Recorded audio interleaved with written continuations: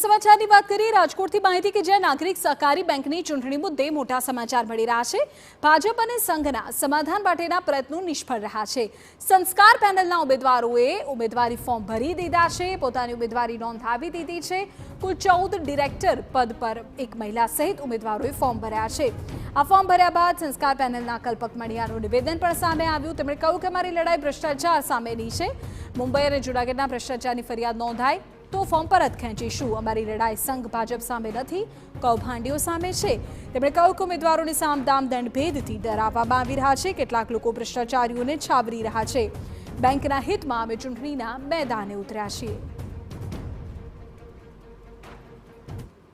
જો સત્તા માટેની લડાઈ હોય તો અમારો મુખ્ય મુદ્દો કયો છે તો કે કૌભાંડ જે બેંકમાં ચાલી રહ્યા છે, જેમાં નાના લોકોનું નાના માણસની મોટી બેંક છે, નાના લોકોની થાપણ ઉપર કૌભાંડ થતા હોય તો એની ઉપર એક ખતરો કહેવાય। અમે એમ કહીએ છીએ, અત્યારે હું આ બધા વતી કહું છું, પોલીસ ફરિયાદ કરી નાખે, રિઝર્વ બેંકને જાણ કરી દે, એટલે બધા જ અમારો મુખ્ય મુદ્દો પૂરો થાય।